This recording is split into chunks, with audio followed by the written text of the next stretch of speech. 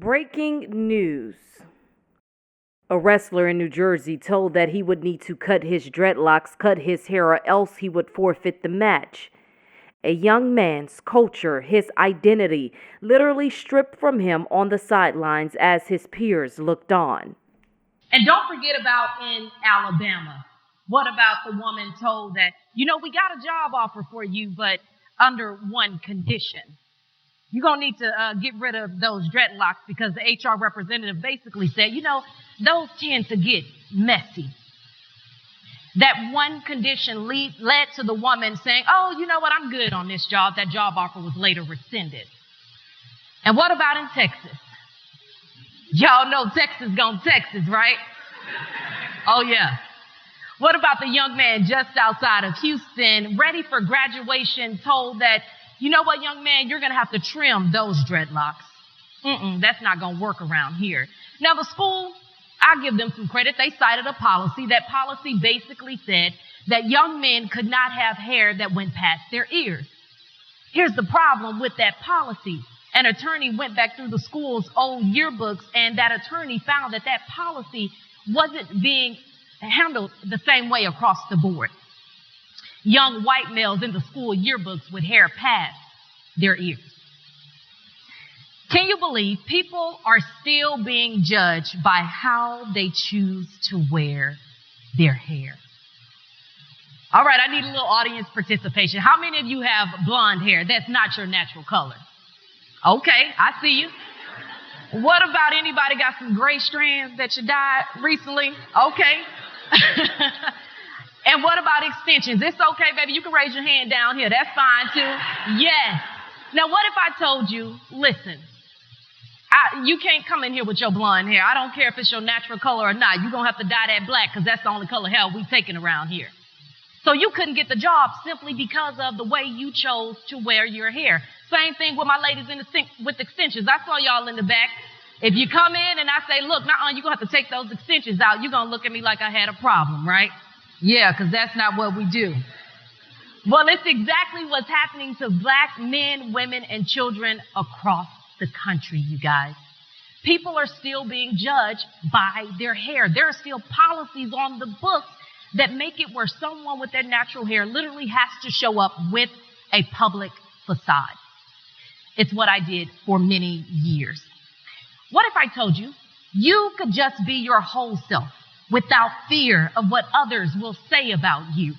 True authenticity at its core. For me, that happened back in October. The day was October 19th, 2020. I woke up for work at 1:45 a.m. Y'all say a prayer for all the early morning TV folks. Amen. I woke up for work. I took off my bonnet, took my headscarf off, put my makeup on, made sure the hair was juicy, the edges were slick. I was ready to go in and do the job that I had been doing for several years, right? Check the news of the day. It's what journalists do. We make sure that we're up to speed on what's going on. I didn't believe this day would be any different than any other day. I know that I don't look, talk, act, maybe even dress like some of your favorite news anchors out there. But I am determined to show the world that there is beauty in diversity. A video of me wearing my hair like this on TV that morning in October went viral. Y'all remember those 4 buns? That video has been viewed more than 1 million times online. I've received comments from adults saying things like, where was this type of representation when I was growing up? Men and women recreating this style, moms and dads on their children, posting those images online. There are some of them. And I promise you there are so many more where that came from. This was the day the meaning of showing up authentically took a turn in my life. How me showing up at work went from being deemed unprofessional to tens of thousands praising my courage to just show up and be me. How are you showing up? What would it look like if we all had that courage, that freedom to just show up authentically as ourselves without trying to remove any part of us just to fit in? But to understand how I got to where I am now, I got to tell y'all how this thing all started. Oh, yeah.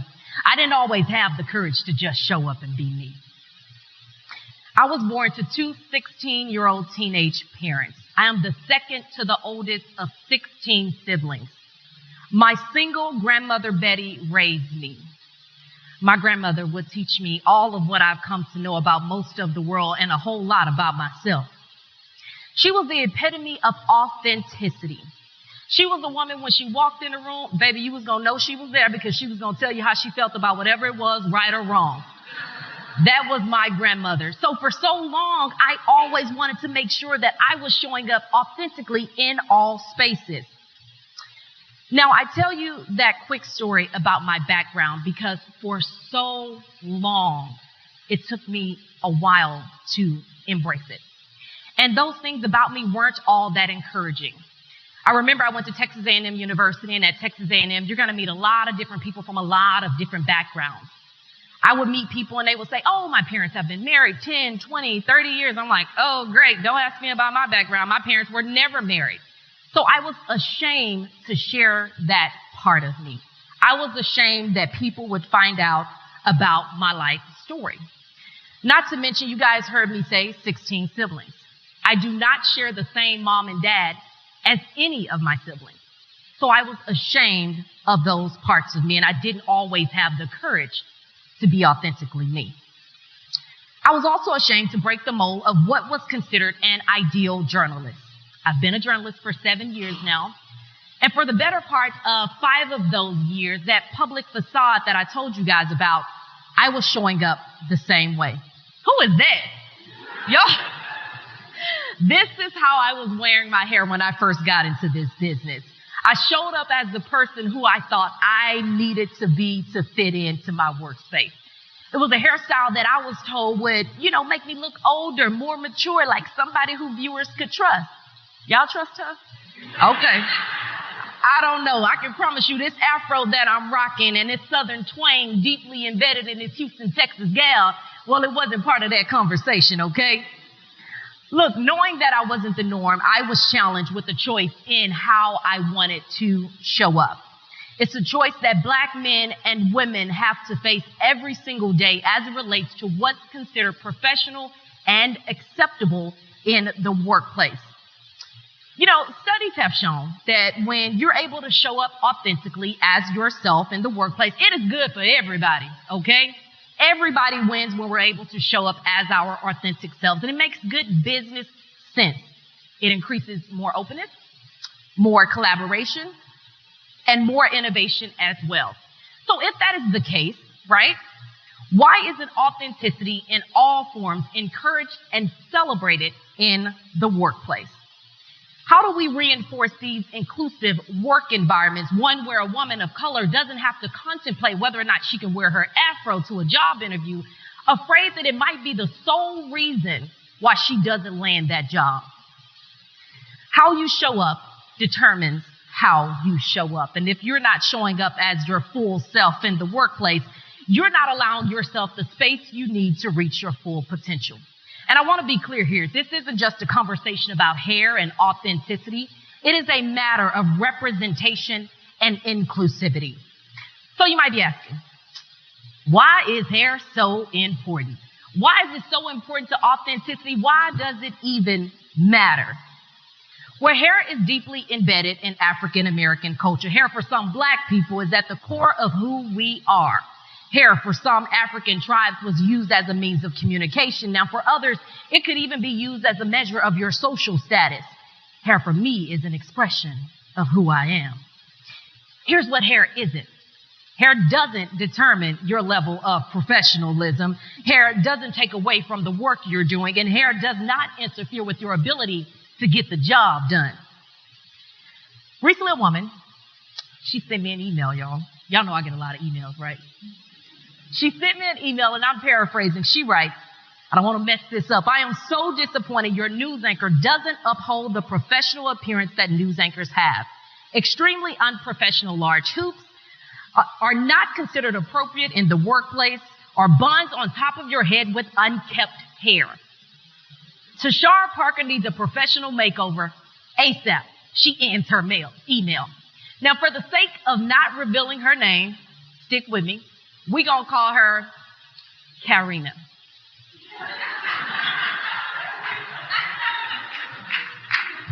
Now, Karina, unkept hair wear. It takes a lot of work to get these curls in the right place. That's all I'm saying. I do want to focus on that word unkept, though, because so many of us are referred to that way when we choose to show up with our natural hair. Growing up, my grandmother always watched the news, and part of what Karina said in her email was correct. You know, I did not see a whole lot of news anchors who looked like me doing this type of work, especially not rocking their natural hair consistently. So as a child, I did not believe that this was a career that I could be successful in, right? Especially if I chose to show up with my nappy afro. And I do mean nappy, and that's in a good way. For that reason and many others, I wanted to make sure no other child watching a TV screen would ever feel invisible the same way I had felt for many years. Well, I tell you what, Karina, if we leave it up to the dozens of little girls and boys that are rocking this hairstyle right now, I don't think that professional makeover is needed. Yeah? None of them will ever have to feel like they need to change their look to fit in anywhere. And I mean that. Back in October, that moment when I realized that I could show up as my authentic self, you know, I wanted others to realize they could do the same. I got to tell y'all, it felt so damn good to just be me. That viral video, you know, it also inspired women to come together and share their experience as well. Social media was being used as a bonding platform. Y'all know it's always pulling us apart. It was being used as a bonding platform, and that ended up leading to the Bond Ministry. Any Bond Ministries in here? Yes, it led to the Bond Ministry, and it has just become this bonding platform where we celebrate, educate, and empower individuals on the journey and love for all things natural hair. But the work didn't stop there. How can I make sure that others are afforded this same opportunity of freedom as we continue to shatter this glass ceiling of representation on TV and hair, as well as in corporate America? As a journalist, I already knew this was going to be easy for me. One of the ways that I was able to do this was to share stories.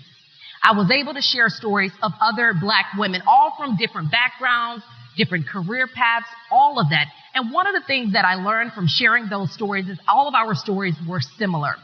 What I learned is we have all experienced our own version of hair trauma. Our experiences are connected. Black women with our natural afros have never been considered the standard of beauty in America. So now that we know how society wants us to show up in the workplace, again, I ask, what can we do to create those inclusive work environments? How you show up determines how you show up. And there are ways that we can all in this room start making some changes. Have you heard of the Crown Act? That's just one way. Crown, for those of you who have not heard of it, it is an acronym. Creating a respectful and open world for natural hair. It would extend protection to hair texture and race-based hairstyles such as braids, locks, twists, and knots. 14 states have passed legislation inspired by the Crown Act. Texas, old Texas. We had the opportunity to pass this law here, but that bill stalled in the House. Now, legislation, that's an obvious way to make things happen, but you can make a difference every single day in schools, in the workplace, and around the people that you're around consistently. So reinforce what it means to show up authentically. If someone comes to work with a new hairstyle, don't make it the water cooler talk, okay? Let them know that you appreciate their new hairstyle, right? Their ambition to go out and make it happen. Reimagine your dress code policies. Bet you didn't know this, huh? Maybe if you have language in your dress code policies that says employees can't wear dreadlocks, braids, twists, cornrows, it's there. I've done many stories on it. This type of language directly impacts majority Black people who wear their natural hair or hairstyles. If that is in your dress code policy and it has nothing to do with regulations, OSHA regulations, or something along those lines, it automatically sets the scene where someone truly cannot show up as their authentic selves. I want to leave you with this image. This is little Samantha. I've known Samantha since I've been in Dallas. Her mom immediately reached out to me when I moved to Dallas for this job.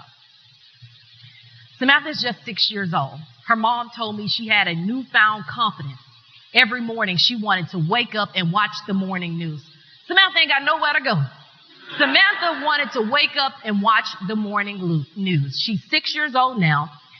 Not really old enough to understand what representation means, and certainly not old enough to understand what authenticity means. But what she can do is she can see. Even as a 6-year-old, and according to her mom, she wakes up every morning and she says she can see herself in me. She'll never have to second guess whether or not she belongs on a TV screen. Who is watching you? Who will you give the courage to just be their authentic selves? You have all the power to inspire and uplift a generation. When will you show up? Thank you.